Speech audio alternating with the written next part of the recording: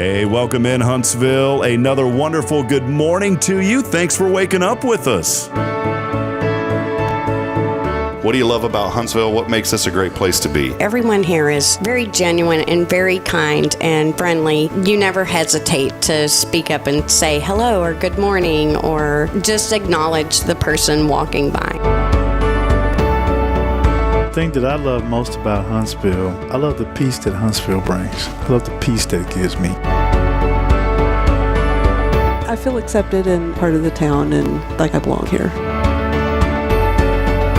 Huntsville is where my lovely wife lived when I met her, so I moved here. So I'm pretty thankful for her.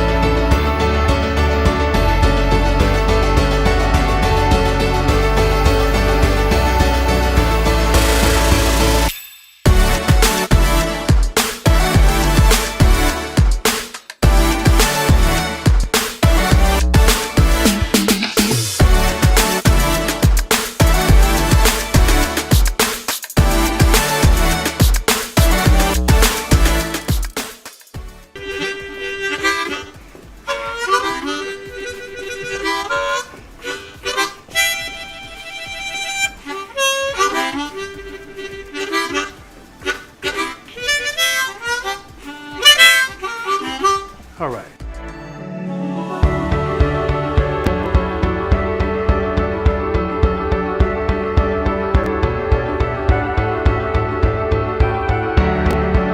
We're bucking for you in Huntsville, Texas.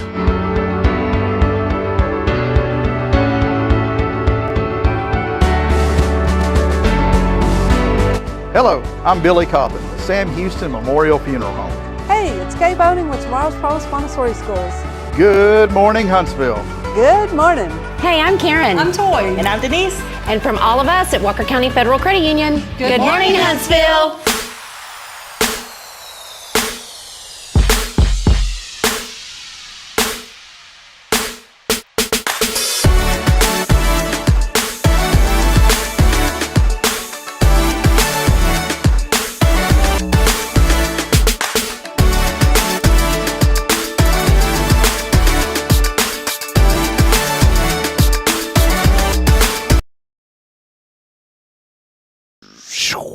Chapow.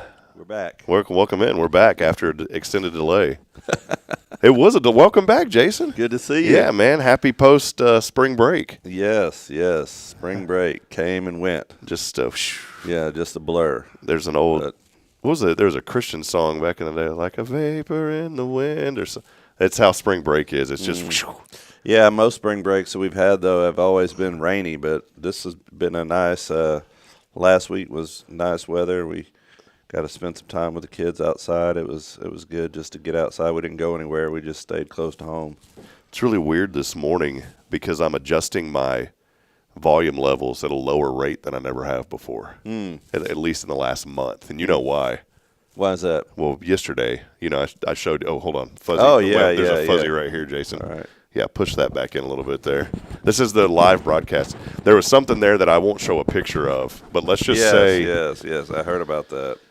Let's just say it is crazy what happens inside of our ears. Yes.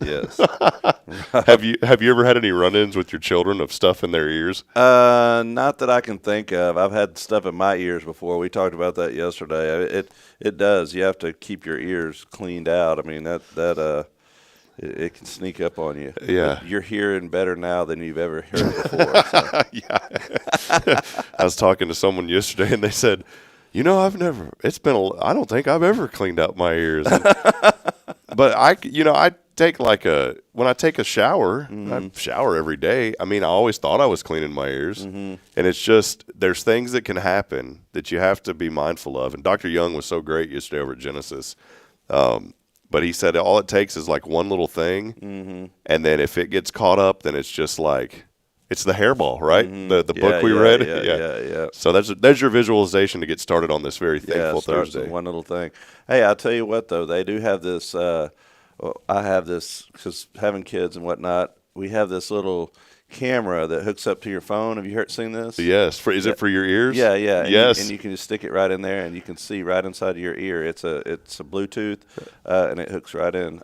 You just look right. You can look right in your ear and see if there's anything. You need to get you one of those. So here's the funny story. All right. I did get one. Oh, and you saw it first? That's how I saw it. And I said, really? oh, that's not too bad. And Bridget was taking hydrogen peroxide and warm water and flushing it in my ear. Yeah, yeah, yeah. And she's like, oh, it's starting to break up or whatever. Well, long story short is it was a lot more than we thought. Yeah, yeah, yeah. But yeah, and they have this spray bottle that comes with this little cup that you put up. Yeah. And so here's the deal yesterday. I just have to finish. I got to finish this story now, Jason, that we started on this train. So I go yesterday because I had this just weird pop in and, you know, and whenever you're congested, that's usually what it is. But I just couldn't shake it. And then all of a sudden it was like, if you take your hand, so if you're listening this morning or watching, do this and you'll know what I'm talking about. Take your hand and put it over your ear and talk real quick and you'll hear that muffled sound. That's what it sounded like in my left ear. And my hearing kind of went away in my left ear yesterday and it was bothering me. Yeah. And so I go and Dr. Young, they were able to see me, and he had a PA in there. And I guess it was his nurse and then maybe like an assistant nurse. I'm not sure the structure. But this one lady, very nice lady. But do you ever get nervous if you go to the doctor and then there's this one person that really knows what they're doing? And I'm not saying this other lady didn't. But the nurse was assisting this other nurse, and the other lady, she was like, oh, do I do this? And just do it. And I was like, wait a minute. Practice on somebody else. Yeah, man. And so the first one, she's doing great. She's like squirting that bottle or whatever. And then she walks out, and she's like, you got it? And I was like, oh, no. And so the other lady, she starts like but it's like the placebo effect, you know, I guess. You think it's different. Right. Well, she hits that thing real hard, and I was like, ow! And she goes, oh, no, are you okay? So I thought, man, I'm going to come back up here to church and not have my hearing, man. But she did good. Give her credit, you know, and all is well. But so her first patient is down. She can check that off. And she got it down, and, man, good thing it was me. So bottom line is take care of your ears. Yes. And even if you think you are, you're probably not. Get the $15 camera on Amazon. Yes, definitely. It's got a scooper on it, too. Yeah, it does. It does. I check my ears like that. It's pretty interesting what can happen. And then, like, ear infections for the kids, you can look in there and see if, you know, what their ear looks like. It's pretty nice to have around the house. Did y'all ever have to do the tubes thing with any of the kids? Yeah, we did on several of them. Yeah, isn't that weird how and the technology now for that is so quick. And I thought that they have to do this huge thing, and those tubes are so tiny. And we did that for Braylon, and boy, once we did that, she was so much better. Yeah, we've had several of our kids that had to have that. In fact, one of our older girls, she had to have the T-tubes, which are like for teens, because she's had problems with her ears for so long. But it makes a world of difference when they can get those tubes in their ears. It's amazing what God allows the doctors to be able to do. Yeah, amen. Well, we do want to welcome you in as we get rolling here. A little ear talk to get started. Clearing out the ears this morning as we reset episode number 472. Thanks for joining us on a very, very thankful Thursday. As always, I'm Rob Hipp. A pleasure to be here with you, and a big thank you to Elliot Herzlich from Elliot's Jewelers. He's online at elliotsjewelers.com. And, of course, we could not be here without the foundation support, who also keeps our website free to all of you, and also a big supporter of our show, our foundation sponsors, including First Baptist here on a very thankful Thursday, here alongside the Jason Bay. Did some break? Oh, hold on, Jason. Hold on. I need to get some new breaking news. Okay. Breaking news. Yes. The best of Huntsville voting is now out. You told me about this yesterday. And there was a small glitch. I'm not knocking it. It's a good thing, you know, the best of Huntsville. But if you happen to go to Best Chiropractor, yes, somebody's in there that we know. Don't vote for that person, though. Vote for me. Vote for me. Yeah, vote for him. When did you I get need all the votes I can When get. did you get into back surgery or into chiropractic work? I don't know. Maybe that's a hint. Did you tell anybody about that yesterday? No, I should have. I was so busy. When I went home, I went straight to bed. But no, Rob told me that I'm up for nomination for best chiropractor in Huntsville. So congratulations, Jason. I can fix what ails you. Yeah, I walked in and I was like, man, Jason, my back's my third lumbar is kind of hurting. What can you do for me? And you brought out that rolling machine you have, and all that. your traveling table and all that. Need to get a magnet to go on the side of my car. Yeah, there you go. I bought one of those magnets for Hello Huntsville for my truck. They don't work. They don't. Because the Fords, I didn't realize, are aluminum. Oh, they're all aluminum. Yes. I ran into that with my son's truck when we had hail damage on it. Or it was a little dent is what it was. And I tried to take it to one of those guys that does those dentless repair. Mm-hmm. They can repair it however they do it. Paintless dent repair.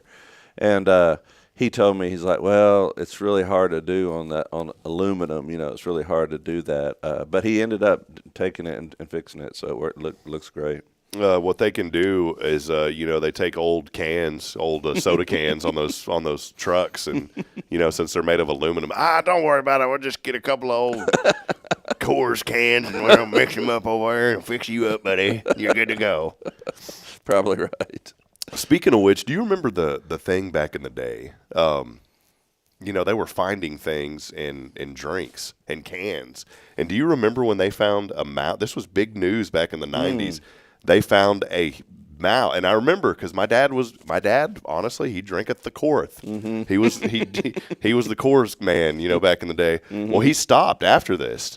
They found a rat or a mouse in one of the cans. How does a mouse get into a can? Isn't that crazy? I don't remember that. No, I don't, but I believe you.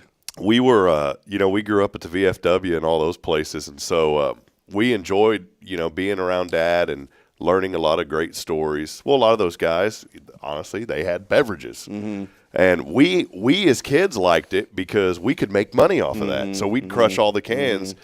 Well, the Coors cans had a really unique tab on it. Mm-hmm. And so we learned how to make chains out of those tabs. And I think one day, finally, my mom was like, would y'all get all that mess out of my house? And we had tons of tab chains that my brother and I made back in the day. And, boy, it's just neat to, go back and think about, though, Jason, when we were kids, what we did. What were some things that you did when you were a kid for fun? I grew up in Cypress, Texas, in a suburb neighborhood because my dad was in the oil and gas business in Houston. And one of the things that I always remember is riding bikes. Me and my friends, we rode there was some trails behind our house and we rode all those trails and rode all around the neighborhood all the time. We'd get it as soon as after school, we'd get on our bikes and ride just anywhere and everywhere. And I think that, and I know that's probably true in some cases, but you don't see kids riding on bikes nearly as much as you used to. And we used to, of course, back then, I guess it was either safer or the preconceived notion was that it was safer because our parents just kind of let us go from house to house and hang out with our friends and ride from here to there and everywhere. So, it was a lot more freedom, I think, whenever we were kids. I'm trying to think of who that Denver Bronco. I think it was a Denver Bronco player back in the day, and this was a couple of years ago, and it was a joke going around a meme where he's "Let's ride." Do you remember this? I forget who it was. Yeah, I do remember that. I do remember that. Carrying on about this when I worked at the sports station up in Fargo, and we'd talk. That was our new intro. We'd come on the show there. It's called The Insiders, and we'd start the show and be like, "Yo, Andy, what's up, Rob? Let's ride." That's how we started it. That's what we did. We did. Did you ever take clothespins and put it on the spokes with playing cards? Yeah. Make it the revving up noise. we had the old playing cards, and then we had this bright idea. You don't even hear about this anymore. Like people buying butter in tubs. Mm-hmm. All these weird. Yeah. We used to buy. My mom would buy that spread in tubs. Mm-hmm.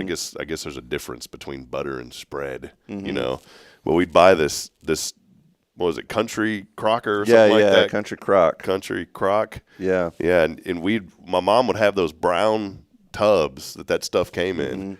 Well, we took an ice pick, and we'd poke a hole in the bottom of it, and then we'd fill those things up with water and then zip tie it to the back of our bikes.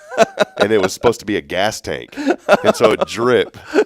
And then when it would run out. A faulty gas tank. Yeah, it was a faulty gas tank. I mean, the things that you would do. There was a time where we decided to have peanut butter and jelly sandwiches. There was a farm that was in the back of the neighborhood.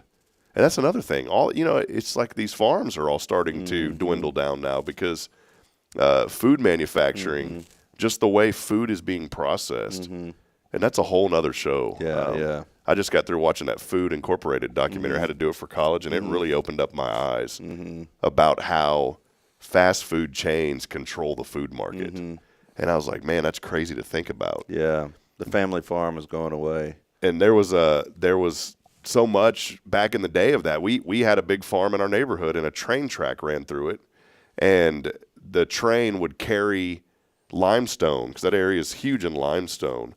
And so these trains would carry just tons of limestone, and sometimes the train cars would be empty. Well, my brother's friend Craig, he was one that just he's an outlaw. He was an outlaw Craig, the outlaw kid, and we're still friends with him to this day. He's calmed down a little bit, but Craig watches the show sometimes. But it was funny because Craig had this bright idea when we were kids. Hey, let's go get bologna sandwiches and Kool-Aid and go eat in the back of one of those train cars. And so we fixed up a little lunch, and we got bologna sandwiches, Kool-Aid, and we parked our bikes over because the train was stopped, and we climbed up in there, and it was empty that day in those cars, and we got in there and started eating. Well, some guy goes around knocking on the trains because he's checking them. Oh, yeah. Found us in there. We wow. got in quite a bit of trouble. Oh, I bet. And he said, I'm lucky we caught y'all because y'all would have ended up 100 miles away if we wouldn't have stopped y'all. Goodness, that's scary. So, but those were the fun things. Like, man, you kids don't. We need to get back to that. Exploring, yes, I know it. Things have changed so dramatically. Well, we got a great show lined up today. Some young men are joining us who have just returned from Beach Reach last week down in, was it Padre? Down in Padre. So they went down there and did some incredible work. And Bear is with us today, and Joshua Mashi. Joshua's got to come up with a name now, because we got Bear and then Joshua. So we'll come up with a name. Maybe Bear has a name for Joshua. So we'll find out here in a little bit. But outside of that, Jason, before we take a quick break, I did want to mention a great series continuing on here at First with Kingdom Culture. Maybe give us some highlights of how it's going. Well, I think it's going really great. We're talking about kingdom culture in the church, and Rob helped us do the design for our shirts and the logo. And the kingdom culture is the culture of the kingdom is upside down and backwards when you view it in terms of the way the world sees things. And Jesus said, "Seek ye first the kingdom of God and His righteousness." And we're talking about how, as we're part of the kingdom, how our culture should be different, different from the world, and we should be cut from a different cloth. The way we talk, the way we act, should be unique. And Jesus spoke about this many times throughout the New Testament. And we're just emphasizing the different things that we are to be as His disciples. And one of the things that we're to be is to be connected. In the last few weeks, we've been stressing the need for connection with other believers. The early church in Acts 2:42 and following, it talks about how they had all things in common, how they came together weekly, how they shared meals together. If anybody had any need, they went out of their way to help these individuals. So all these things that they did together, and that's what our emphasis is over the first 6 weeks of this series is just kingdom culture in reference to being together, creating community. And for the last 2 weeks, we didn't do it on the spring break week, we did it the week before. So the last 3 weeks, we've been really stressing this. And I've heard last night some really great discussions were brought up in our youth and in our adult classes that we've been having, our small groups here at the church. And I think that we're really seeing some great breakthroughs through that. So that's what it's all about, is finding those breakthroughs and being honest with one another and coming together in community. I think that pre-K through fourth class rotation also went pretty well last night. Yes, so, Rob and I, we're on duty. No, Jason does a great job. And, it's funny, I was telling Bridget this last night. I was mentioning you. We were talking about something, and I brought you up. And I said it's so cool to – and I know you don't like us talking you up, but I will.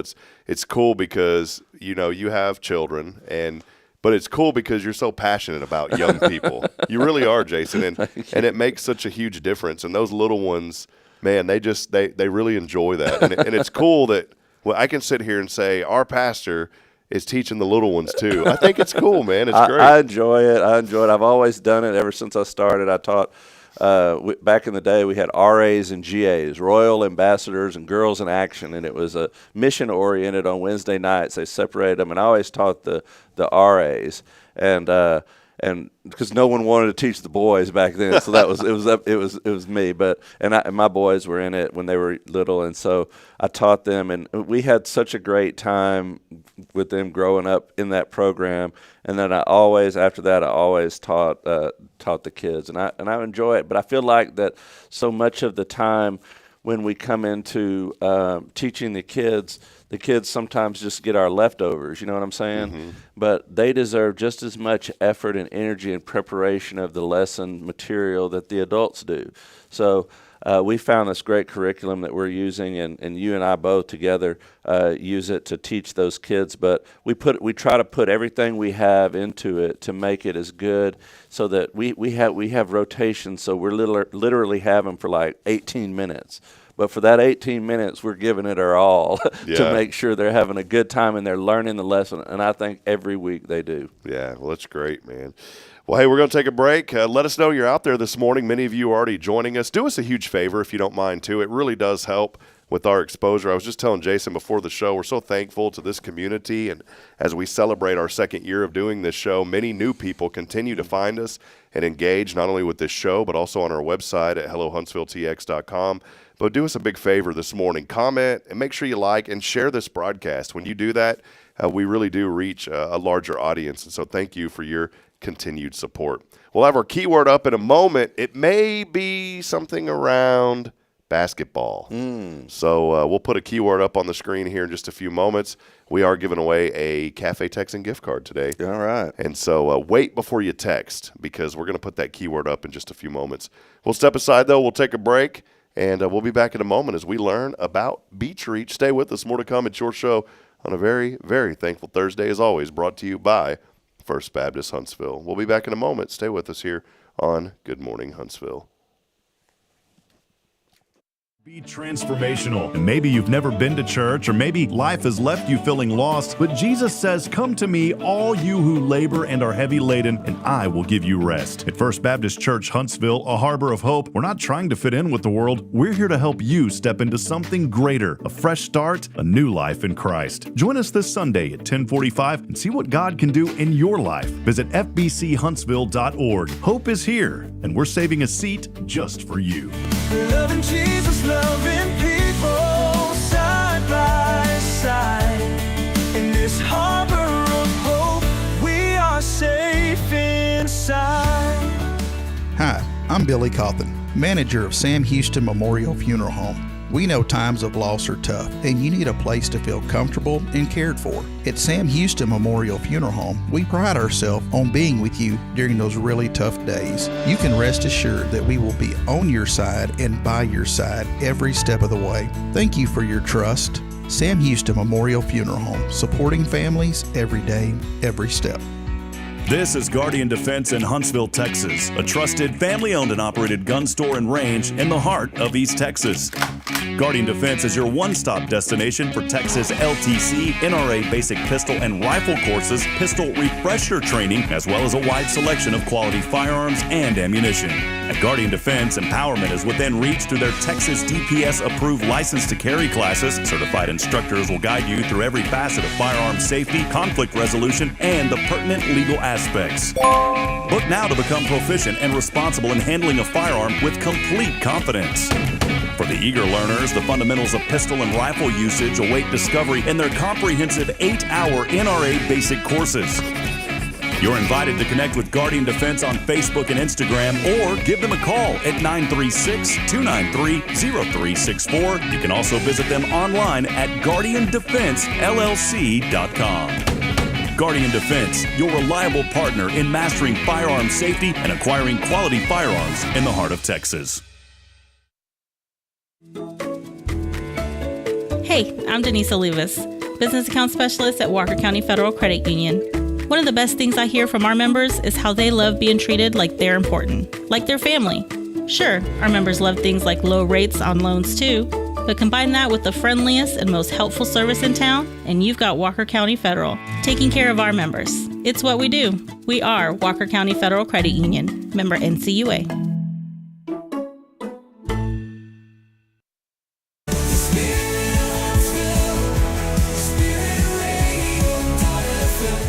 This is KHSP LP, Huntsville, Texas, the spirit of Huntsville.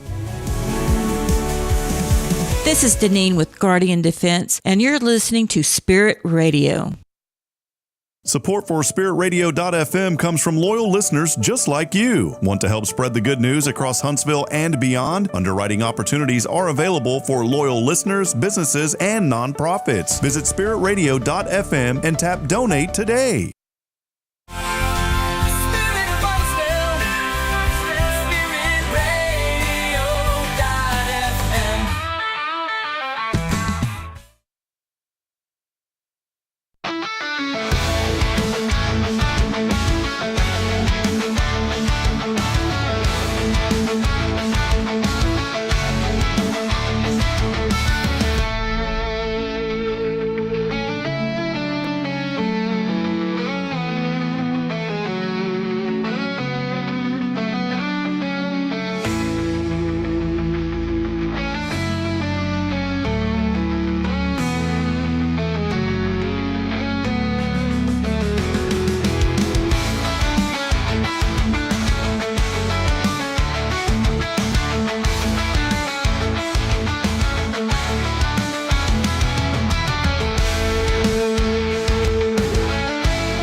All right, welcome back at it here on another very thankful Thursday.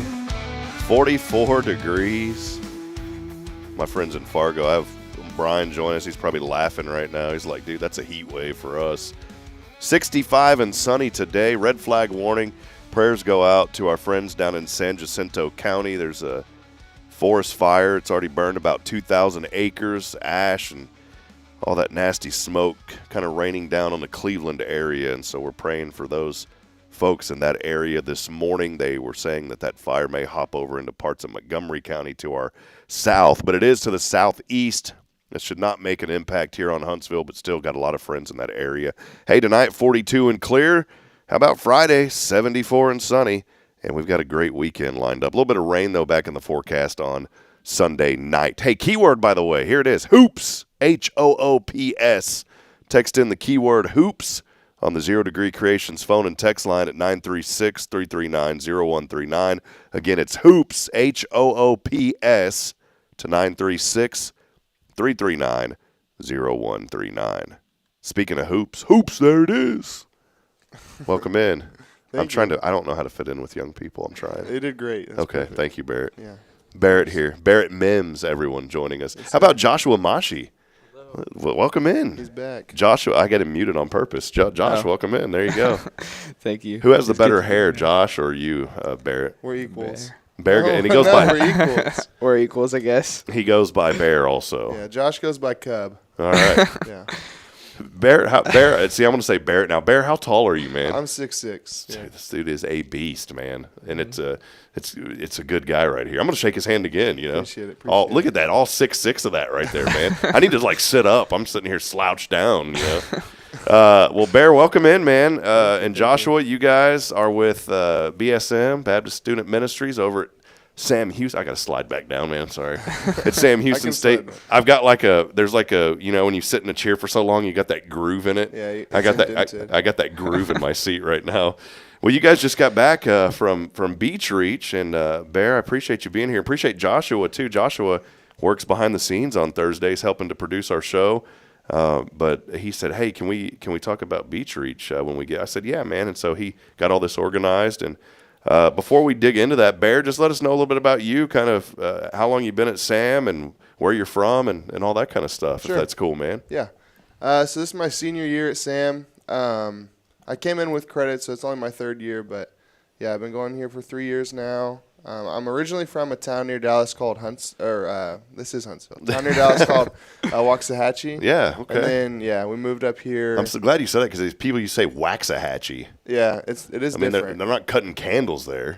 No, it's not wax. It's wax. Waxahachie, yeah. Yeah, so I moved up here when I was like 13 to Huntsville. Been here ever since. So. What are you studying at SAM? Yeah, so my major's in history. There's not a lot of options of things to do with history, so we'll kind of see how that goes. But I chose history because I'm really interested in like the background of like religious like people. Like I really like to study obviously Jesus, but also I've liked to study like Islamic history and Hinduism and all these other things, just so I can grow my knowledge and historical background. Yeah, that's cool, man. Was any of that in your family? Did you have like any parent or sibling or anybody that kind of pursued that too, or how did the idea pop into your head to do it? Yeah, so my dad was also a history major, but I didn't actually make that connection until after I started studying it. Personally, my reason for doing it was as I got into high school, like I started to question my faith a lot, so I started to look back and try to like see the truth behind what I had heard. Because like growing up in church, like I feel like I heard a lot of things thrown around, but I never like physically saw like evidence for things. And so I tried to study like historically, who is Jesus? Did he exist? What do people that aren't Christians say about him? And I found like lots of evidence. And it was undeniable. Undeniable for sure. Well, Yeah. praise God, man. Amen. Well, I love that. Well, Joshua's here with us. Joshua Amashi. I think of that song every time I think even though it's not even close to you, but that Maria he Maria ha. That's crazy. I'm gonna use it. But we got to change the lyrics to Mashi Masha. Joshua, let us know a little bit about you. I know you've been on before with us, but how are things going, man? What's your journey at SAM turning into, and how's it been? Same old. I don't really know like how much has updated, but like life's going pretty well, pretty smooth. All A's at SAM. Still a mass comm major. Awesome, man. So yeah. Well, Joshua's helping out behind the scenes here, and y'all doing some great work. Now, both of you guys are involved with the BSM ministry. It's the Baptist Student Ministries over at Sam Houston State University. Bear, give us the rundown. Y'all just got back from Padre. You know, you hear Padre, and let's just be honest. I mean, I'm not saying this in a joking way, but you hear Padre, you hear young people, you think partying, all that kind of stuff with spring break. But y'all had such a calling to go down here for this beach reach, and it is something that is so important that has been a big part of what BSM does. Let us know about Beach Reach this year, because it's not partying and all this kind of stuff for you guys. You're going down there making a huge impact. Yes, sir. So, yeah, for those of y'all who don't know, South Padre is a big destination, spring break destination for college students. They have a couple clubs down there that are really popular. They'll do concerts with big names, and so it's a big destination for really all the schools across Texas, but even like across the world, honestly. Every year we've seen people from England, like Switzerland, all these different European countries who just come down to see these famous artists perform at these big clubs. So we try to reach out to them during spring break. So what we do is called Beach Reach. Now, you said reach out. Do you reach out to these clubs, or who do you reach out to? Okay, yeah. So our ministry, we don't go in the clubs. We'll be outside of them with some different ministries. So the rundown of what Beach Reach is like is we took like 80 vans. Yeah, about that much. Okay, we took like 80 vans, not just our BSM, all the BSMs across Texas. Wow. So every college campus most college campuses have a BSM, Baptist Student Ministry. So we all get together and bring as many vans as possible. So we brought 80 vans. Our BSM had 7, and there was like 800 BSM students total across all campuses that were there. Wow. And what we'll do is we'll drive around from 10 p.m. to 8 p.m. to 3 a.m. And we'll just pick up people who are walking down the street from the clubs to the clubs. They'll call a hotline that we have and say, we got 6 people need a ride to come pick us up, so we'll pick them up and take them wherever they need to go on the island. It's like a 2-mile stretch. So that's island. cool. So you guys are advertising that you're down there, letting them know, hey, if you need a ride. Yep. Can you let us know how does that? Is there something that happens before that week? Yeah. Does BSM go into the club saying, hey, if these guys need rides, give out our number? How does that work? Okay, yeah. So we get there on Saturday. No, Sunday. We get there Sunday. No, we get there Saturday. Saturday. Saturday. Yeah, we get there Saturday. And what we do all day Saturday is we go on the beach and pass out cards that have the hotline number that they can call for van rides. Also has free pancakes that we hand out. And so we spread the word by ourselves, but it's also... That's cool. It's widely known across the island. Like, as you go onto the island, there's a big sign that says, Welcome Beach Reach 2025. And I think the island does a good job of advertising for us because they're really thankful for, like, our efforts to stop drunk driving. Yeah. To, like, control, like, the traffic because of the vans, there's not 1,000 cars driving around because 10 people can get on a van. So that's so cool. I had no idea that's why I definitely wanted to have y'all on this morning. Joshua, maybe highlight a little bit about some of your experience this year and what it was like for you. Was this your first year doing it? Yes, sir. So what was it like for you doing this year? I'm not the kind of guy that gets scared easily. So I went in not really scared, but not also fully confident. And then, like, the Lord humbled me a lot because, like, I had to rely on him and not my own strengths. I used to wake up early before all the guys so I could take a shower because, like, we were 33 guys in one condo. Oh, wow. Yeah. You were over the Airbnb limit. And so that came with a benefit because I also used to spend time with the Lord. Yeah. And in the mornings, like, the Lord would convict me of anything. And then he would give me, like, strength and energy to rely on him for the rest of the day. So, yeah. Well, that's awesome. Well, Bear, can you maybe highlight, if it's okay, maybe some of the interactions y'all had this year? Sure. Some things that you saw God move, as he always does, in a mighty way. Maybe share some stories with us. Sure. Yeah. So this is my 3rd year at Beach Reach. And I think each year has been a little different. This year, I definitely, like, I'm so blessed because what I prayed for is that I'd see genuine life change. Because every year, like, I mean, you go to a place with so much brokenness. You expect to see people who, like, want to find something else. And like, when we share the gospel, we say, like, the Lord gives us peace, the Lord gives us joy. So he gives us, like, so many great gifts that when we tell about these gifts, obviously people want that. But a lot of times it's really easy or hard for people to want to leave their sin. And there's a disconnect there because they want the Lord and they want the peace, but it's also really hard for them to leave their slavery to sin. Yeah. So I was really praying that people would, like, have a genuine life change, that they genuinely want to leave the brokenness that they're in into a new life with Christ. And so I have 2 stories. The first one, it was the 4th guy that I was able to pray with to receive Christ on the beach. He goes to A&M, and we just had a great conversation. And I was talking to actually his buddy, but the Lord was kind of showing me that he needed to accept Christ. And so I turned to him and was like, you need this, don't you? And he said, yes. And he was like, I want a new life. And I was like, okay. So we prayed together. And then the next day, as his friends were going out, he called me and was like, hey, can we meet up? And so as his friends all went and partied, he and I met at Whataburger and we talked for 2.5, 3 hours. Oh, awesome. And the first question he asked me was, well, now that I have this new life, like what do I do? What does the Lord want me to get rid of? What do I need to add to my life? And so we just talked about how to grow in Christ, like what sin is in his life that he needs to get rid of. And so just really cool opportunity to, like, not just share the gospel with someone and they accept Christ, but to disciple. And I've been able to keep that connection with him. And we went to a thing at A&M. I drove to A&M on Tuesday night and we went to a thing called Breakaway together. And he's just really hungry for the Lord. And so I'm really blessed to see genuine life change like I prayed. And then another thing, it's a shorter story, so it'll be quick. No, it's great. But my friend Trey was outside of one of the clubs, and we do a ministry there, and we hand out a bunch of free pancakes right outside a club. And so he was out there talking to people who were getting pancakes, and there were these 5 high school guys, and he met them all, and they all just sat down, and he shared the gospel with all 5 of them. And like, long story short, they all 5 ended up accepting Christ. And then a cool thing was on Thursday at Beach Reach, we also do baptisms. And he called them up, and they all got or 3 of the 5 of them, because those were the other 2's parents weren't able to take them. But 3 out of 5 got baptized, and their parents showed up, and it was really cool. Oh, cool. Yeah. Wow. Well, praise God for that. Amen. This is, I love this because I love seeing what the Lord is doing, especially through young people such as you guys. I bet when you showed up, though, they thought you were like the bouncer of the club, right? Yeah.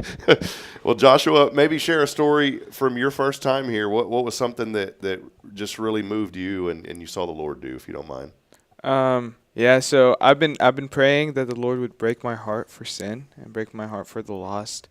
And that's like one of I wouldn't say first times, because like I've had this prayer answered before, but at Beach Reach, like, it was broken. There was a time where I was talking to 2 guys, and I almost cried, because like they wanted Jesus, but at the same time they wanted the world. Yeah. And so we got to talk.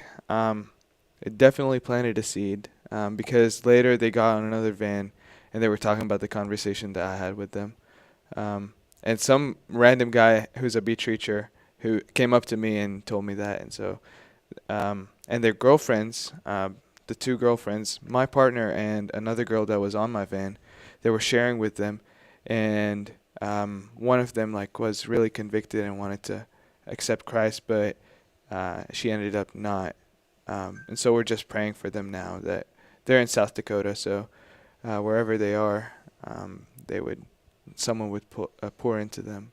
I mean, you just said something. South Dakota. They're coming all the way from South Dakota down to Padre for spring break. I mean, this is the type of interactions that you get to have doing this, that the Lord's doing. And man, what just a powerful testimony of the work that God is doing through you guys down there in Padre. I think it's incredible. I had no idea when I thought it was just maybe a group of young people from Sam Houston went down there with one group. I had no idea that it was this huge ordeal that is a really positive thing down there. What is the reception like from the other college students that are down there, that go down there to to spend their spring break? What is that reception like from them when they see you guys? Are they appreciative? I mean, maybe talk a little bit about that. Most of them are appreciative. They would thank us for what we were doing, and they would be like y'all are a blessing to this island, even though sometimes they just don't want to talk about the gospel. Yeah. They just appreciate us. But a lot of times they don't want to talk, and they don't want to interact with us. And so one time, one of the stories I got was I was sharing with someone. I was telling him about the vans. I wasn't even telling him about anything else. Hey, we have vans, and he was like, "Hail Satan, hail Satan." And then I was like, "It's okay. You could still come on the vans." And he started yelling, and so I just left him alone. Yeah. Well, but what y'all are doing is you're down there planting the seed, and yes, sir. And you're showing the love of Christ, and I think that is so incredible. As I sit here next to Bear, I'm giving you a hard time because 6'7", big guy over here, and a former pastor of mine, he came to know the Lord. His dad was a assistant coach in the NFL.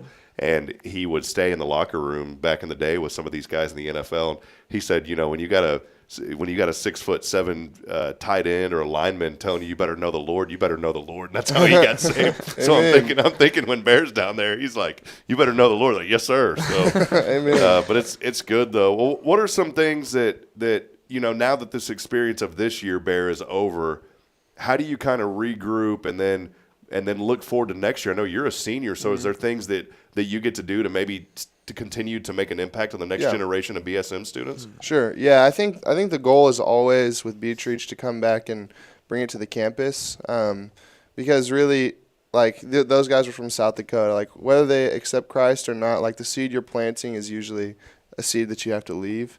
And so we don't get to stay. And we know, the Bible says that God does the growing. And so not that we have a part to play anyways, but it's sometimes really hard to share the gospel and invest in these people just to never see them again. So the idea is to bring back the culture of evangelism to the campus, because there's thousands of lost people here, lost students who need the gospel. And so we want to bring that back as best we can. And I think that's part of my role as a senior is I want to do a good job of discipling younger guys into not just making this about mission trips or making this about once a semester or anything, but making that like the culture, and like really prioritizing spreading the gospel and sharing, because that's really how change happens, is when God gets involved in the daily lives. Because he talks about in John 15 abiding. Like, if you don't abide, you will not see fruit. And like, if we want to see real fruit on our campus, like, we have to abide and we have to make it part of who we are, not just a sometimes or a once a year type thing.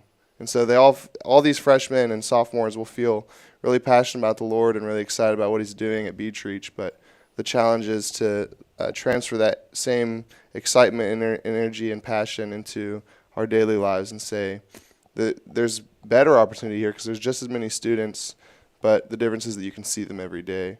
And so it might be awkward to share. It might be harder because you know them, but really it's way more impactful because you get to stay present and you get to love on them.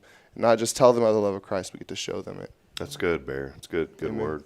Joshua, you think about your peers and young people, and you mentioned something earlier about how when you go down here, it's like, I have this desire to follow the Lord, but I don't want to, but I'm having fun in the world, and maybe share a message. Maybe there's a young person or even a parent of a young person that's watching this morning. Maybe share a quick message about just, whenever you follow the Lord, you're not missing out on anything. Can you share something kind of piggybacking on that? Yeah. So a lot of times, like, the things of this world, like, they are fun, and that's why we tend to do it. Mm-hmm. And so a lot of times they are fun and they give us happiness. They give us this adrenaline, but there's always the next morning. No matter what it is. And so we're not always fulfilled. But Jesus says, like, whoever drinks of this living water will never thirst again. And so, like, I truly believe, like, Psalm 34, it says, taste and see that the Lord is good. And so, like, I truly believe, like God is good and God does fulfill. There's nothing, like, of this world that can fulfill us and satisfy our hearts. Like I've seen how good the Lord is and how he comforts me and how he takes care of me and how he's always faithful, no matter if his answer is yes or no to my prayers. Like, I've seen him, how he works and everything, and I'm in awe and I'm in love with who Jesus is and what he's done for me. Man, that's so good, Josh. That's I knew I could toss that one at you, and but that's an important message, and it's so good again to have you young guys here and young gals that went down and that continue this wonderful ministry. Is there ways, Bear? Maybe somebody's watching this morning and they said, I want more information. Maybe I can support BSM. Do you have any information maybe of what people can do if they wanted to get involved and help out? Is it exclusive just to the students, or kind of how does all that work? There's ways to get involved, but it might not be like as hands-on as people would hope. It is a student-led ministry. It's a student-led org, and so all the ministry that we do is student-led. But there's definitely ways to get involved through prayer and giving. We have a website you can go on to. I think it's called Bearcat BSM. Mm-hmm. Yep. But bearcatbsm.com. So maybe, and the reason I brought this up, maybe somebody wants to donate some money to help with gas or those kind of things. We'd encourage you to do that. Yeah, that goes a long way. We have I'm pretty sure we have the cheapest ticket to go to Beach Reach of all the different college campuses. Other campuses are paying $500-$600. Ours was $275, and so that's a good way, easy way to get poor college students to get involved in doing evangelism ministry. And so if there's any way anyone wants to give, that's greatly appreciated. But prayers go even further. So if y'all could be praying for a culture of evangelism on our campus, not just for our org, but for other campus ministries. If y'all could be praying for that we'd see genuine life change, that the Lord would grow the BSM, both in number and in strength and in unity, that'd go really far. And just pray that God uses us and God moves in us, because we know that he's the one who works, and it's not based off of our willingness or our readiness or how prepared we are, but it's whether we're willing to submit to what he already wants to do. And we know he wants to enact change, and we know he wants to do a lot on our campus. And if we're willing, he'll use us. So if y'all pray that we're willing and that he uses us, that'd be great. Amen, man. Well, I'm showing some photos here. Joshua Mashi here in a nice little beach hat there. Joshua went all out, man. He's got the little hat on and everything there.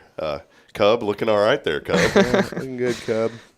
Freshman class, which you were part of that down there. Pretty big group too, Joshua. Yes, sir. So just kind of flipping through some of these photos that you've. And Joshua here's like got 3 posts on Instagram, and this thing had like 300 likes just out of nowhere. So it's this is pretty neat. What are the purple dinos?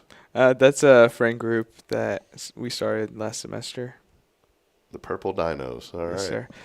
If you could see the bottom corner, right corner of the screen, that's 4 generations of discipleship. Wow. There's Bear right there. Yes, sir. Yes. Oh, I don't know if you wear that Miami Heat jersey. I had 2 other friends. They're also seniors. I'm wearing Dwayne Wade. They got LeBron and Chris Bosh, so we wore the big 3. Yeah, well, they need to start wearing Michael Jordan jerseys.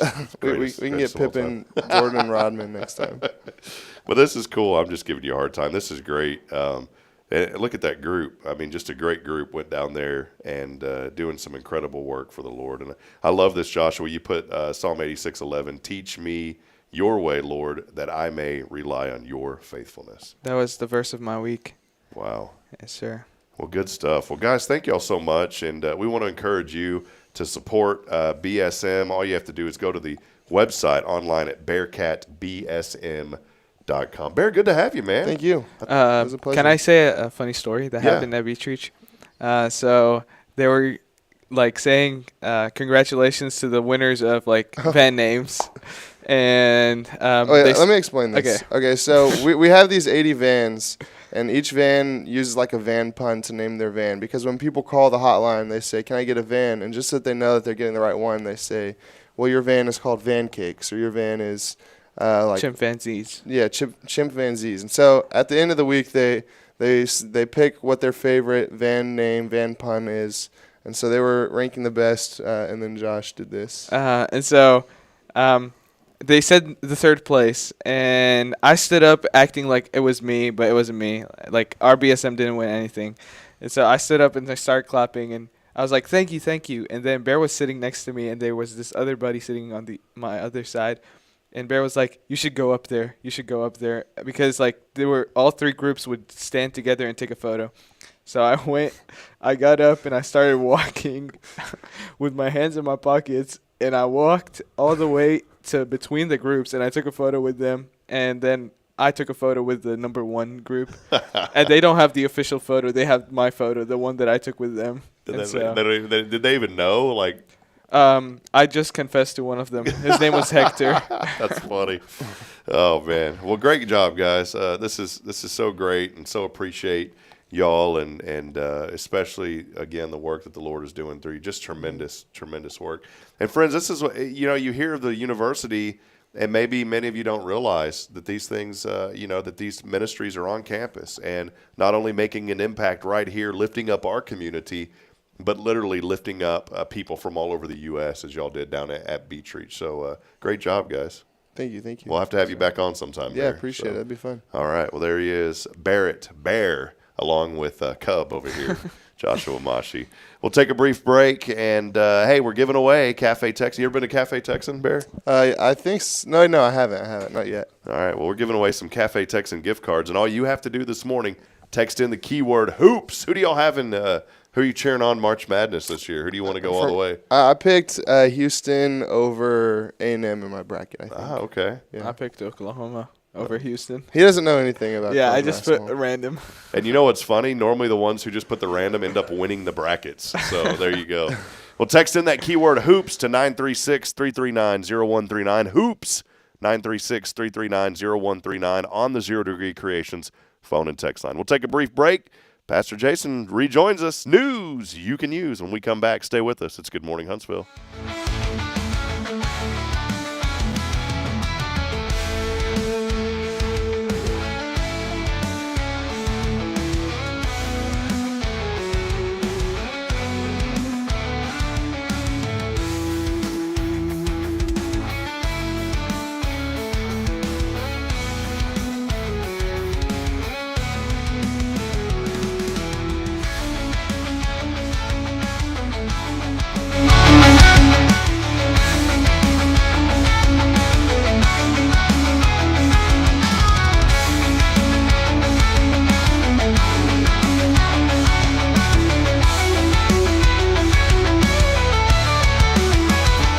church should be transformational. And maybe you've never been to church, or maybe life has left you feeling lost, but Jesus says, "Come to me, all you who labor and are heavy laden, and I will give you rest." At First Baptist Church Huntsville, a harbor of hope, we're not trying to fit in with the world. We're here to help you step into something greater, a fresh start, a new life in Christ. Join us this Sunday at 10:45 and see what God can do in your life. Visit fbchuntsville.org. Hope is here, and we're saving a seat just for you. Loving Jesus, loving people side by side. In this harbor of hope, we are safe inside. Hey, I'm Denise Olivas, Business Account Specialist at Walker County Federal Credit Union. One of the best things I hear from our members is how they love being treated like they're important, like their family. Sure, our members love things like low rates on loans too, but combine that with the friendliest and most helpful service in town, and you've got Walker County Federal, taking care of our members. It's what we do. We are Walker County Federal Credit Union, member NCUA. Hi, I'm Billy Cawthon, manager of Sam Houston Memorial Funeral Home. We know times of loss are tough, and you need a place to feel comfortable and cared for. At Sam Houston Memorial Funeral Home, we pride ourselves on being with you during those really tough days. You can rest assured that we will be on your side and by your side every step of the way. Thank you for your trust. Sam Houston Memorial Funeral Home, supporting families every day, every step. Big news, Huntsville. The grand opening of Huntsville Executive Office Suites is happening Wednesday, March 27th, starting at 4 p.m. Join us at 2503 Lake Road for an evening of celebration with great food, live music, and entertainment for the whole family. Tour our premier office spaces, meet the team, and see why Huntsville Executive Office Suites is the perfect place for your business to thrive. Don't miss this exciting event. Bring your friends and family, and let's celebrate together. Visit HuntsvilleWorkspace.com for more details. We'll see you March 27th at 4 p.m.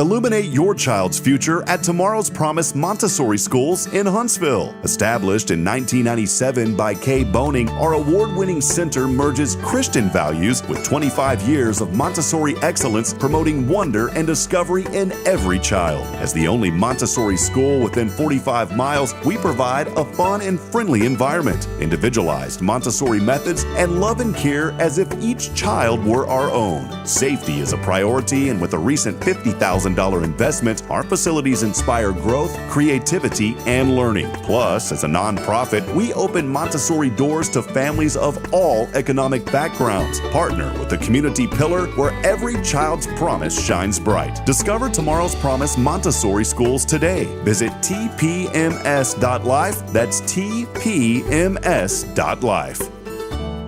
The Oak Ridge Disciple House is a faith-based 501c3 nonprofit Christian character building ministry helping men 18 and older who are suffering from drug and alcohol addictions. If you or someone you know needs help, there is light at the end of the tunnel, and that light can be found through the Oak Ridge Disciple House. For more information, visit oakridgedisciplehouse.com.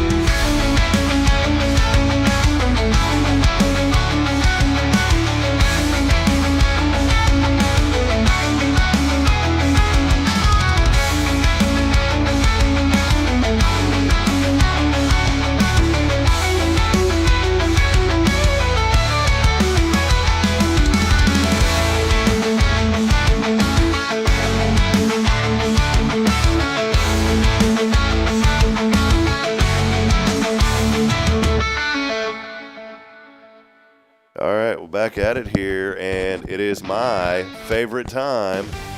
None other. It's time for that Jason Bay, Dr. Jason Bay. He's in the running for Chiropractor of the Year. Please vote. It's news you can use with Dr. Bay. By the way, where do we go to vote for that, Rob? I need some more, plaques in my office, and I would love one that says Chiropractor of the Year. If Jason wins that, he will. It'll be honorary because we don't want to discredit the real chiropractor. But if you vote for Jason Bay, we would greatly appreciate that this morning. Itemonline.com for more information. All right, great. Well, I do have some news that you can use today, Rob, and I'd like to start out on the sports page. As you have mentioned, our word of the day, text-in word of the day is hoops. And the reason why is because it is that time of the year, again, when the NCAA tournament is in full swing. Do you like college basketball, Rob? Used to. Yeah. There's a lot of things that, I don't want to say it negatively, but this is a whole nother show, Jason. You and I have mentioned this, but the NIL has really just made me frustrated with the landscape of athletics nowadays, because it's and here's the deal. How many schools you got UT playing in the tournament, and they had a horrible season. Mm-hmm. I mean, they beat the Aggies twice. Yeah, but but that's what I'm getting at. These schools are getting in, and why are they getting in? Because they're powerhouse schools, traditionally powerhouse schools. And so they're getting into the tournament when you've got other programs that have played very well with way better records, and they're not in the tournament. Oh, and by the way, did you see that North Carolina, there was a lot of controversy on them getting into the tournament? Did you hear about that? Mm-hmm. Okay, well, there was a great big controversy about North Carolina getting into the tournament, and because there were some people thought, well, they don't deserve it because of their record, and they didn't play a tough schedule and whatnot. Well, and their president of the school or somebody official of the school, I don't want to speak out of turn, but he was on the part of the selection committee. And so there was like a lot of controversy about them getting in because he's on the selection committee, and they came back and said, well, he left the room when we discussed North Carolina and blah, blah, all this. But anyway, they played last night, and they stomped the other team that they played against. So I guess they kind of made their point that they did deserve to be in there. But yes, last night Texas played and Texas lost, so they won't be part of the field of 68 that'll be starting today. The field of 68 starts. 68? Did they add more? Well, 64.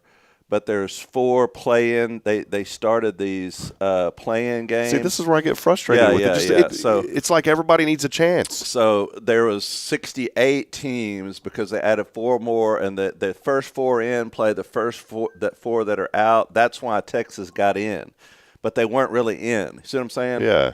Because so that's how that's how North Carolina got in, and that's how Texas got in, sort of, because if they would have won, they would have been in the field of 64.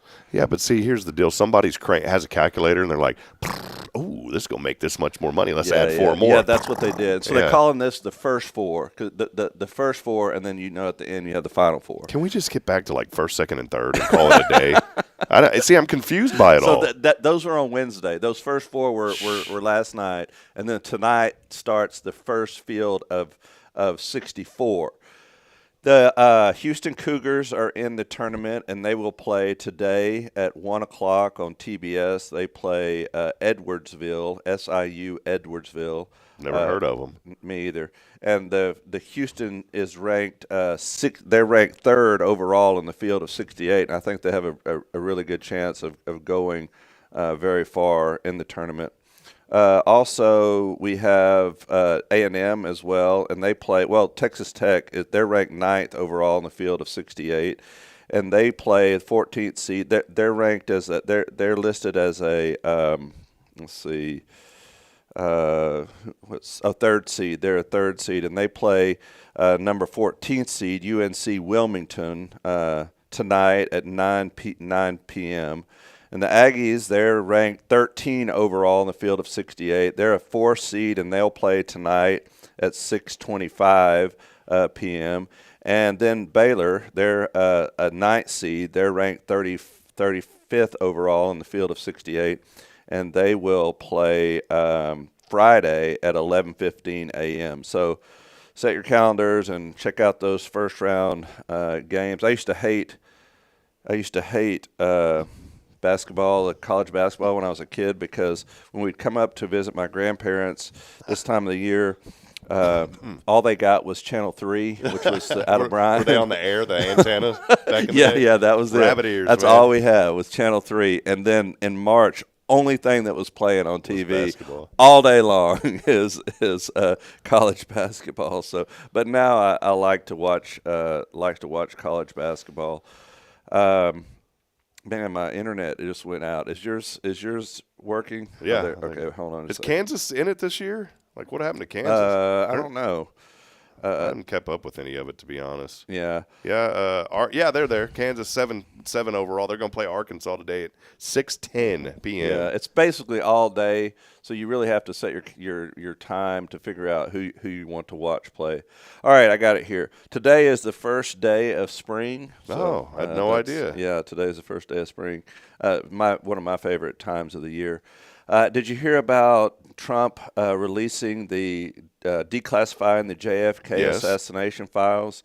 So this was a few days ago. They released all the reports, and I know that you've probably been just going through all the documents, but I wait for the so-called experts to give me what they find, and they said there's not been a whole lot of new light to shed on the investigation, believe it or not. Mm-hmm. But they said some of the things that they found probably the reasons why these things have been kept confidential is because it reveals some of the CIA's techniques for investigations and stuff like that. So that's probably why they were kept classified. But it does say some stuff about some of the things that they were suspecting, like maybe the CIA did a extensive investigation in Oswald's connections to the KGB and didn't find any connection there, but they did look into that. So it's pretty interesting stuff, some people have said, but it's not very earth-shattering information like others thought it might be. Yeah, there was there's conspiracies upon conspiracies with anything, and somebody had said, "Oh, look what I found," because there's 80,000 pages or something, right, of all this. Yeah. And so who's gonna sift through all that That's that what I'm quick? saying. It's gonna take a while. Yeah. Well, someone started on social media about JFK Jr. They put a post, and I thought it was for real. Mm-hmm. And I'm pretty savvy with these things, knowing if they're fake or not. Yeah. And but I thought this one was real, and it was something about JFK Jr.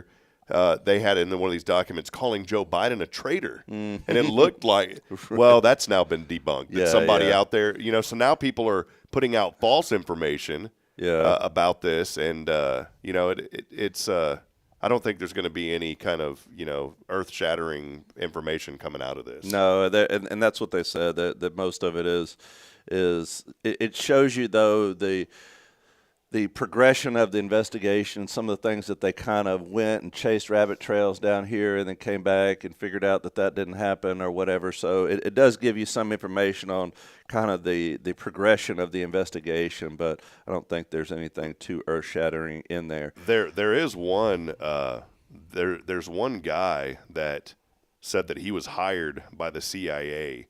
And this was pretty interesting because, you get on YouTube and you get down these rabbit holes and I can't find it just while we're sitting here on the show, but I ended up watching it. It's like an hour long. They interviewed this guy in jail who said that he did it and here's how he did it. I mean, and he's maintained the same story the whole time. And he talks about how he went and met with Oswald and is part of this mafia group. And it is, I think it's good to have like an open mind on things, but also don't get wrapped up in the I guess I hate to say it, but people get wrapped up in the entertainment of these type of things. There's nothing entertaining about somebody losing their life, especially our president. Yeah. But it is neat. It is kind of interesting to go and hear these other to have like an open mind, guarded open mind. Yeah. But to hear this guy tell, I was like, man, this guy's very convincing. In that article that I was just referencing, it did say that how when Oswald was killed, how the response of the CIA and the people surrounding the investigation were very upset because they felt like it would lead to conspiracy theories out of that, since they never got the chance to put him on trial. Yeah. So James E. Files is the guy. So if you ever James E. Files. What an interesting name. I'm the filer. All right, moving on. Houston Chronicle posted an article this week on PepsiCo. Pepsi Corporation owns everything. Yes, they are going to add the Austin-based soda company Poppi to its portfolio. And I don't know if you've heard of this company or not. It started in farmers markets, and it was a Shark Tank investment. And it is supposed to be soda that only has 5 grams of sugar. It's supposed to be a better for you soda.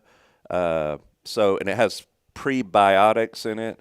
But it was started in Austin, and the sale has gone for $1.95 billion to purchase this new soda, Poppi. So Poppi, that's where somebody was like, "Oh, Poppi, let's have a soda." Have you ever had one of those? No, I saw him yesterday at Chipotle. I went to Chipotle yesterday, and after watching that Food Incorporated documentary, I'm really nervous about all of this food now. Yeah, and it's PepsiCo owns more than just soda. They're a huge company. And that documentary opened up my eyes to about these corporations and how much they own, and they are starting to be very conscientious of healthier food options because people have finally learned. I didn't realize, Jason, E. coli. Again, another rabbit hole for another show, but I didn't realize that E. coli. The main reason, and someone correct me if I'm wrong, but the way I understood it was E. coli has become so prevalent now because of corn that the cows are being fed instead of grass. And that if the cows would go just to a 5-day diet of grass, that 80% of that E. coli would get out of their stomachs, and they'd be and I didn't realize that most of the meat and that we buy actually comes from 1 or 2 companies at the end of the day, and that instead of saying, "Hey, let's make things," and I got to be careful because libel laws. I'm not knocking. I'm not bashing. I'm not saying anything. I'm just saying from what I saw in this, these opinions are reflected only by Rob. Yeah, it's just an opinion based on what I watched. But I had no idea. It's gross. I had no idea. Instead of saying, let's combat the E. coli problem, they said, let's figure out a way to fix what it's caused. And what did they do? They start washing with ammonia the meat. Now, again, this is what I saw. I'm not saying, but I'm sitting there like tasting that right now, and I'm like, and I eat that? And that's why your kids threw up last night. Yeah, again. but I'll be honest. I'm on a, and I'll say this honestly. I don't mind being I'm on a derailment of health, and I don't mean that in a bad. It's just my taste for bad food has derailed my health, and I know that and this is God waking me up, Jason. I truthfully believe this. Because why would it be, and it's been on my mind now for a year, that I need to start taking better care of myself, and I need to start eating healthy. And then all of a sudden all these things happen. And then it would just so happen that this right now is part of one of my classes at ORU. It's a wake-up call from God saying, you better start taking care of yourself. I've given you plenty of chances. And I want to encourage people, our bodies are a temple of God. We have got to find a way.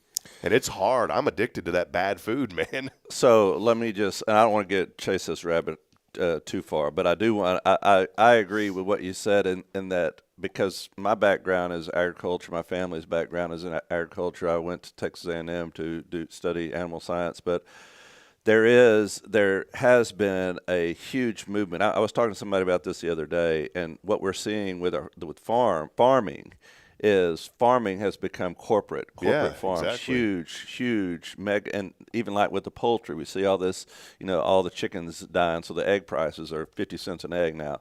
But all of this is due to the fact that that farming has become big business, and so the small farmer has been pushed out, and what they are beginning to realize, I think, this is only in my opinion, like you said, is that we see as the little farm goes away, the benefits of the little farm go away as well. Mm-hmm. They're beginning to understand that the benefits of grass-fed beef, like you were talking about, our free-range chickens, and the benefit, the healthier version of an egg that's raised from a free-range chicken on the farm versus one that's raised by corporate America. They're beginning to see these things. But as a palate cleanser for your show that you watched, I want to recommend one movie to you that I think will. It's a really cute movie. It's called The Biggest Little Farm. Have you seen that? No, I haven't. It's a great little movie about a couple that went back to like natural farming and to start a little farm, all the problems they went through and all the things that they had to fight. But it's really cute movie, and it won all kind of awards. It's older now, but I watched that years ago. It's a really cute movie, and it talks about the benefit of the small farm. But think about it, 100 years ago, that's all we had was small farms, little farms here and there, and everybody, you raised pigs and chickens and a dairy cow and beef cows, and you helped your neighbor out, and now everything has been the small farmer's been pushed out, and the large corporate America farms control the food. I want to start my own farm now. Yeah, you should, and it's great. I mean, I think that there's so much benefit to going back to planting a garden, raising your own food. It helps in so many different ways of your family. They know that the benefits of locally grown produce, even locally grown honey, and the benefit really good for you. of all that kind of stuff. It makes a difference whether you're buying an egg that's rolled out in some corporate America chicken that stays in a cage and is only fed certain things versus one that is made like God intended for it, just to run around. Well, Autumn said, I know we'll move on, but I did, it's what I was talking about earlier, and it's God's really revealed. We always hear our body's the temple of the Lord, right? And we need to respect that, and how we take care of our bodies, is a reflection on respect for God. And I've been studying that, this week, and I've heard it, but it never hit home until a few days ago. And I was like, the reason, and you've got on to me about this, and I appreciate it. The reason that I've gotten down and it's taken a longer time to recover is because I'm not taking care of myself. Yeah, you gotta. I told you yesterday. I said you either schedule rest for yourself or your body will make you take rest. Well, it made me take a rest. So you that's go too hard. Here's the inspiration. Focus on and look. You can't do it all at once. I want to. This is the problem where I get sucked into, Jason, and I want to encourage others as I encourage myself. Just do one new thing a week. Don't even do it daily because that's going to be hard for life. It's going to be hard for me. But make one change a week that's better for your health. Just one thing. Whether it's saying, you know what, I eat at McDonald's 4 times a week, I'm going to slow it down to 2. Just make a change. And then eventually you're going to be like, I don't even want some of that stuff anymore. Maybe it's something as simple as saying, you know what, I'm going to go walk for 15 minutes or 30 minutes a week. That's all I can do. Start with one little thing a week. And I'm going to hop on that journey with you this morning because I'm going to make that a commitment to myself, Jason, that I'm going to change one thing a week to better my health. And there's been so much scientific investment in food and health in the last, I think forever. People have been interested in, and a lot of this information has been misinformation. Back 30 years ago, it was, don't eat anything with fat. Remember that? And you'd go to the grocery store and look, see how much fat's in this, see how much fat's in this, see how much fat's in this. And nobody ever thought about the effects of sugar. Well, it's like 60 years ago. Hey, enjoy a cigarette with your meal. Yeah. So, and get the menthol kind because it clears your lungs. Yeah, exactly. You're right. But nowadays, what they're discovering is, like you're saying, that the foods that are the least healthiest for us don't necessarily have anything to do with fat. It's a lot of it is because they're ultra processed. So I brought in, this is from Scientific America magazine, and they have processed the 42 types of food that are the most processed foods in America, the things that you can get that are highly, highly processed. Now, highly processed food is bad for you because it contains higher levels of sugar and carbohydrates, and the carbohydrates turn themselves into sugar, and they stay with you longer. And the reason why is because these ultra-processed foods are harder for your body to break down. But they're great for the industry because they have a lot longer shelf life. Yeah. So when you're putting things out on the shelf, if they're ultra-processed, they have high sugar. You think about sugar, think about carbohydrates. They have a hard time breaking down, and so they're great if you put them out on the shelf. Now, here they are. I'm going to list just several of them. Number 1 is cookies. Cakes, number 2, rolls, buns or wraps, muffins, bagels, snack mixes or crackers, chips, cereal, chocolate, candy or pastries, waffles, pancakes, pizza, popcorn. I'm just listing. I eat all that stuff. It's not good. Me too. Jell-O or pudding, mac and cheese, ice cream, dressing, snack bars.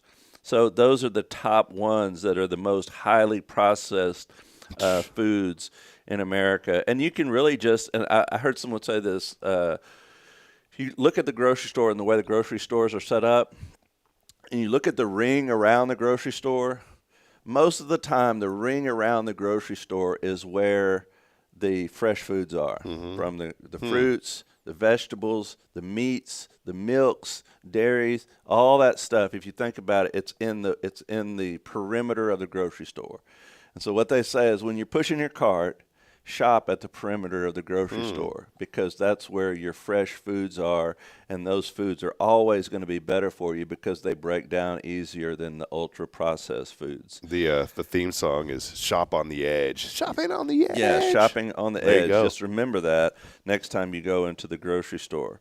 All right, moving on from that, and I know we're running out of time, but there's a couple of articles here that I thought were really good to get to. Reader's Digest, I know how much you like Reader's Digest. The title of this article in Reader's Digest is "There's a New Way to Play Monopoly, but Parents Aren't Going to Be Happy About It." Is it the add-on stuff for it? Yes, it is. It is. That's so ridiculous. I saw that. Go ahead. I'll feed in a minute on that. So Monopoly is trying to reinvent the way that they play the game, and this is the way they're reinventing they play the game. It's not political like you might think, because when I first read the article, I thought, oh, here we go. But no, what it is it is the classic board game, but when it comes to the banking stuff, they have used that connects with with your phone, the app on your phone, to play Monopoly, so that all the banking information is calculated on your phone. So with the app, Monopoly's math is virtually eliminated, since kids no longer to total their 20s to buy Marvin Gardens. In fact, the OG Monopoly was a math bonanza, incorporating basic adding and subtracting, as well as multiplying and even calculating percentages for the dreaded income tax square. And now is not the time, they say, to mess with games that encourage numbers. Yeah. And so that's why parents aren't going to be happy about it, because now you don't have to calculate how much you owe me when you're buying my land. You know, I think about a lot of these things and that game, and there was some little add-on too that you could put on the corner of it. I don't know if this talked about that. That's what I thought it was going to be about, but it wasn't. But they've created these physical add-ons for the game too now. And one of them was when you land on the free parking, it's like, oh, now you spin the wheel and you get extra money. Oh yeah. Dude, we invented that before that add-on. We used to play it like this. Anything you paid in taxes, any type of penalties that you had, normally money that you just kind of throw out, we'd put that in the center of the board, and then if you landed on free parking, you got all that stuff. Yeah, that's what we did too. Yeah. That's exactly what we did, and that's where you wanted to go. I mean, if you got on there, you got a big chunk of change. But one quick thing, Jason, going back to where I'm obviously a huge proponent of the education. People, especially young people, need to know these basic skills. But I'm wondering as technology advances, and I'm trying to think of the right way to word this because I know what I want to say, but it's one of those deals where it's hard for me to put it into an easy way for people to understand.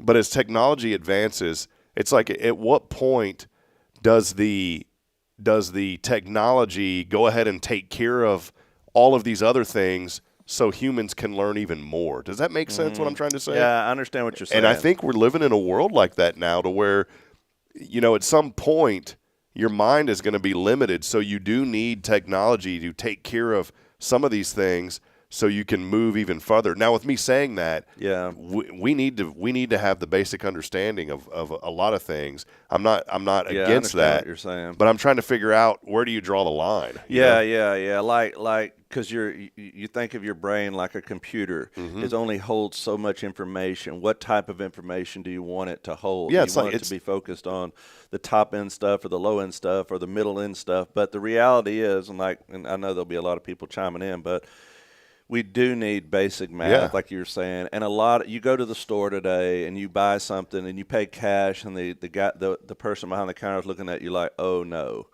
because you're giving them cash, and unless their computer tells them exactly how much to give you back, they have a problem just producing the change. And I know we've all experienced this before, but this is just another example of that going away. It's like computers are zeros and ones, but none of us, and that's called, that type of code is called assembly. And back in the day, I was learning assembly code. It's very, very hard, and I never made it, but it's literally zeros and ones. Yeah, all zeros and ones. Everything digital is a 0 and a 1. Now there's newer technology that has found a way to kind of be in the middle of that, which I haven't researched, but that's what I'm thinking of. When we pick up a computer and use it, we don't have to know all of the other stuff that makes this work. We just know how to use it.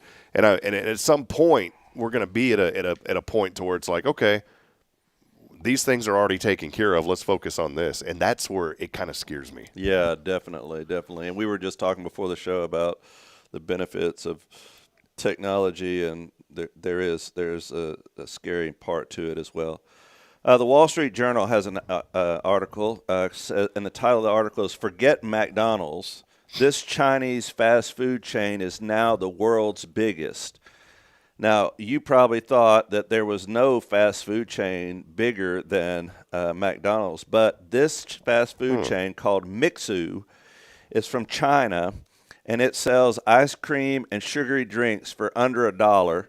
And the mascot looks like a Frosty the Snowman, a combination of Frosty the Snowman and the Michelin Man. Looks like the Puff Marshmallow guy from Ghostbusters. Yeah, but this little store, this company hasn't been around that long.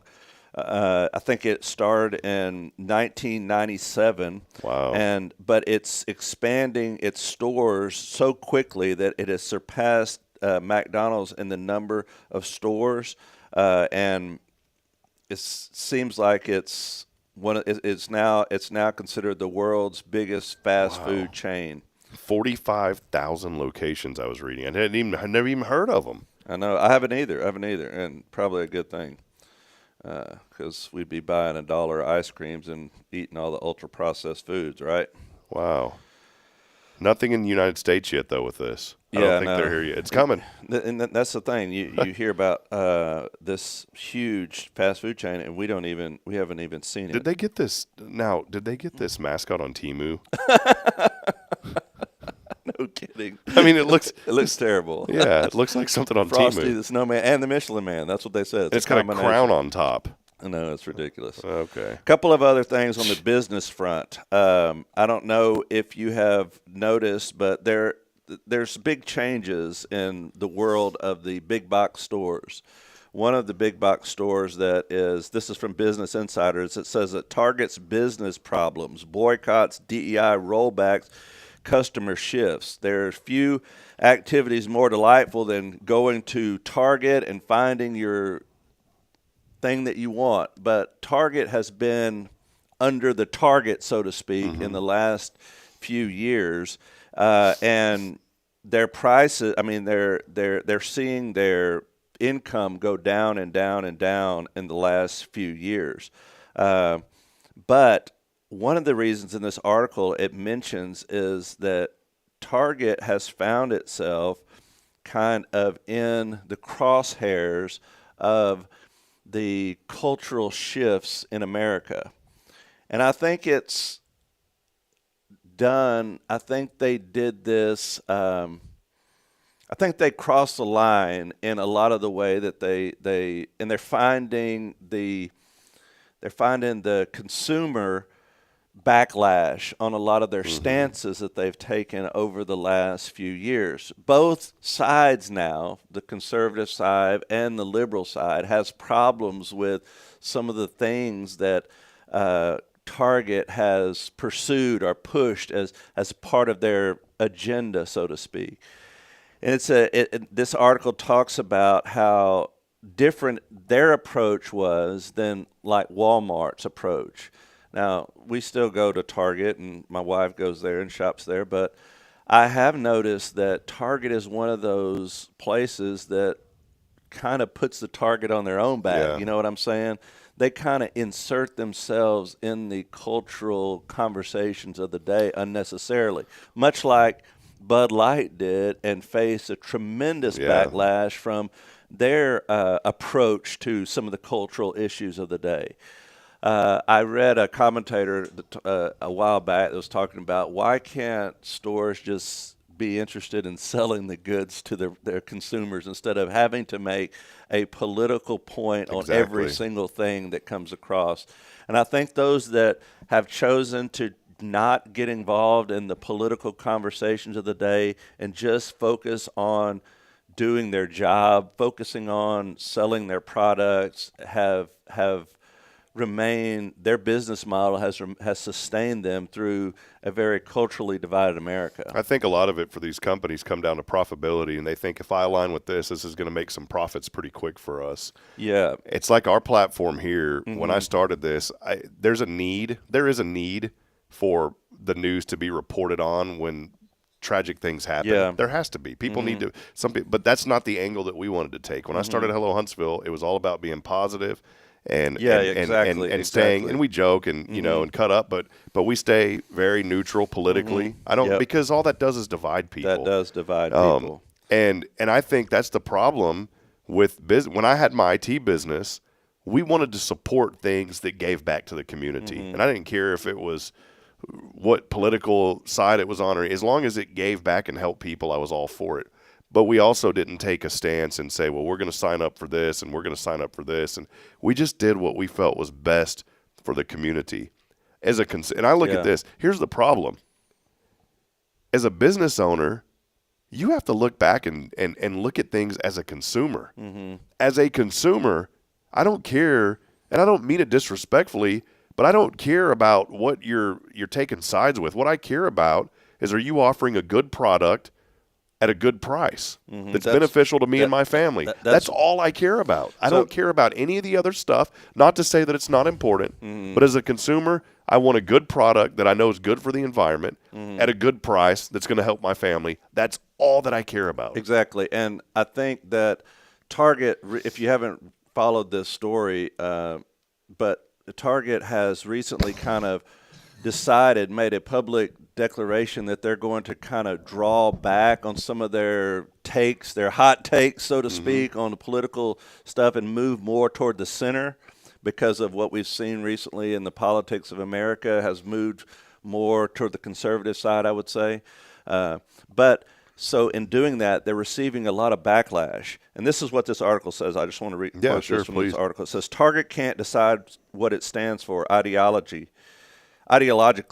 For many businesses, that's fine, but in Target's case, cultural relevancy is baked into the business model, and it really is.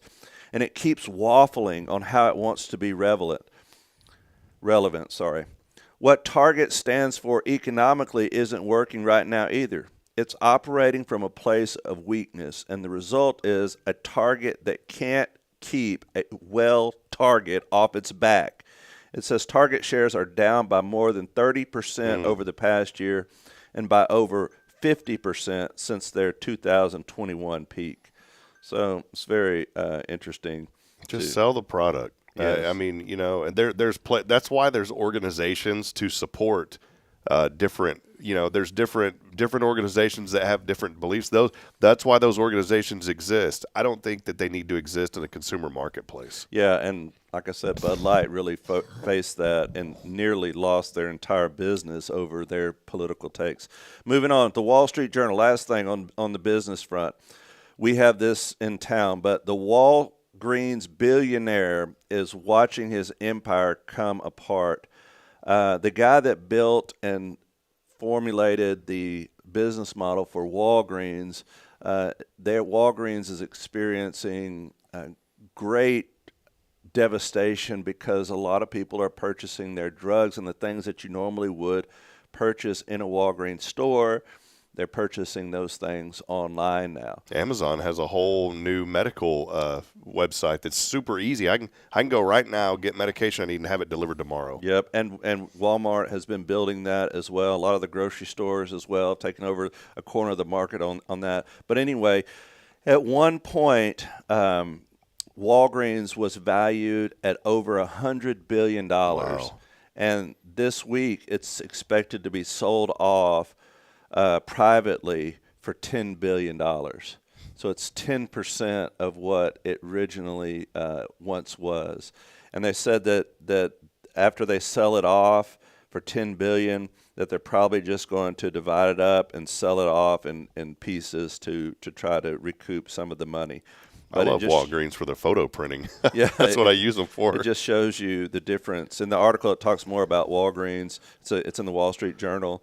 But in that article, it talks about the difference between one of the differences that Walgreens had from CVS was that Walgreens held on to their tobacco products for a lot longer, and people thought that was kind of a contradiction in their business model because they're supposed to be like a health conscious store where you sell drugs and other things, and they're still selling tobacco products, cigarettes, and those sort of things. You mentioned something, because the medicine is called drugs, but you don't see that too much anymore on the outside of the buildings. Yeah. When they would I was thinking about that the other day because, young people, especially when you see the word drugs, you think of something really bad, and that's a good thing. I mean, if you think of that. But H-E-B back in the day, I don't know if ours has it, but I know the one in Georgetown, huge. Right there on the side, it would say foods and drugs. Yeah. And I remember as a kid, I'd be like, Dad, why are they selling drugs at H-E-B? Yeah.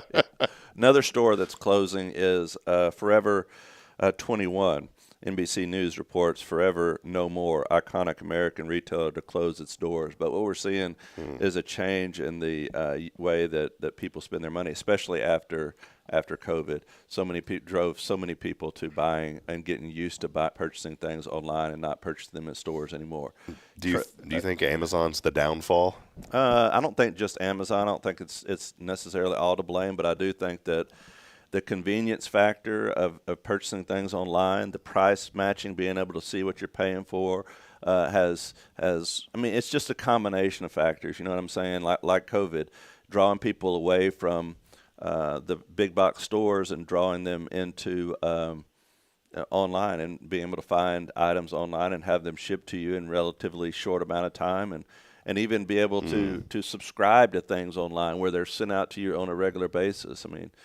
But a lot of stores are catching on. I think it's kind of like the Netflix thing.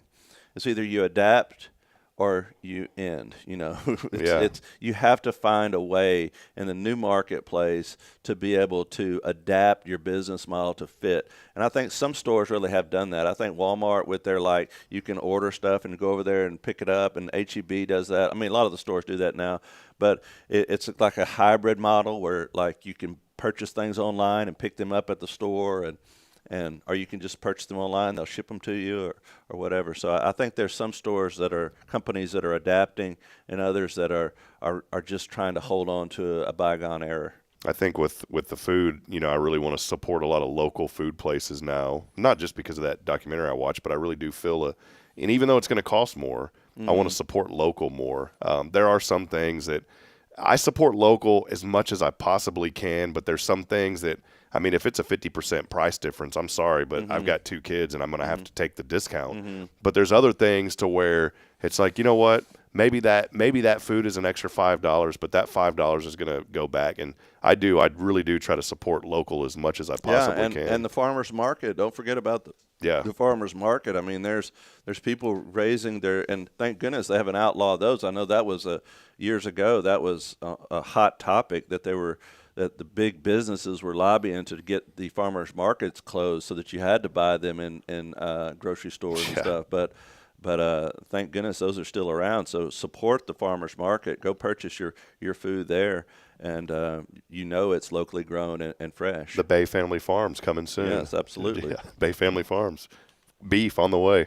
Let's head over to the 0 Degree Creations phone and text line. We got a winner today. Good morning. Oh, it's Wilford T. Brimley. Yay. Did you say good morning? Hey, how's it going? Good morning. How are y'all? Good morning. Is there someone in the background saying good morning also? That's my little grandbaby. Oh, wonderful. Well, congratulations. What's your grandbaby's name? Her name is Layla Grace. Oh, my goodness. Good morning, Layla. And she would be on the phone talking 24/7 if she could.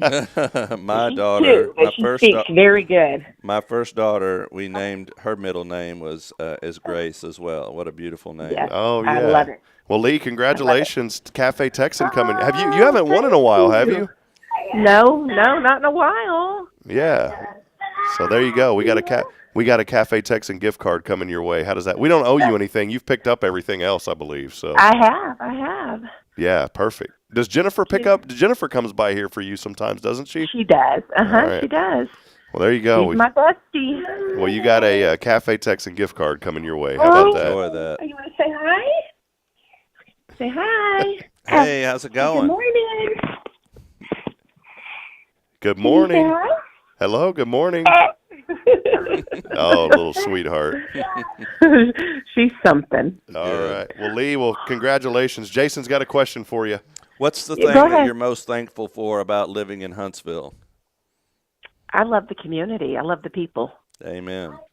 Great people here in Huntsville that look after one another. It's a country song. Correct. People, loving people. There you go. Yeah. AI. We'll have it up next week. Yeah, we'll have it up next minute. Hey, Lee, God bless you. Congratulations. Thanks for texting in to win. Thank y'all so much. Have a great day. Bye-bye.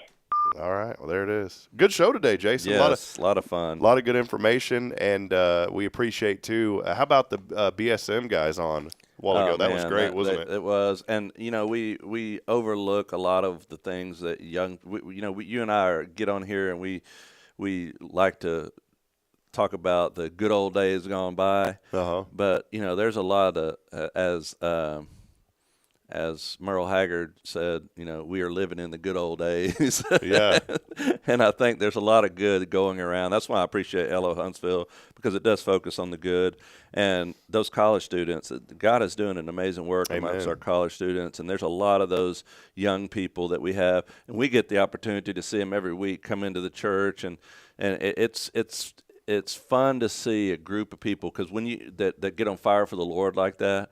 Because when they get on fire for the Lord, I mean, there's nothing that's going to stop them from doing what God's called them to do. And that's exciting. Love that. Well, hey, we love you. Thanks for being a part of the show today. Many of you were chiming in. And, hey, I want to remind you, don't forget about the Rita B. Huff. They are doing the supply drive. This is HLI Class 43, March the 22nd at Verabank from 10 a.m. to 2 p.m. You can get a list of exactly what Rita B. Huff needs online on their website, rbfhumanesociety.org, and make sure you roll down and hit the wish list. So that'll do it. Jason, thanks, man. Been fun today. All right. Appreciate it. We'll be back at it tomorrow. Billy Cawthon, Sam Houston Memorial Funeral Home joins the show to wrap up a Friday, and we're looking forward. Bridget Maloney joining us. She'll be talking about the SHSU alumni and the food drive that they are having. So there's a lot of things going on here in Huntsville. As I end every show, reminding you this morning that we're not strong enough alone to make it on our own. We need each other. So please provide a word of encouragement. Lend a hand of support. Somebody out there needs you. Until then, we'll see you back 7:30 bright and early. Good morning, Huntsville, and God bless. God See you, bless. Jason. See you later, Jason. Have a good one.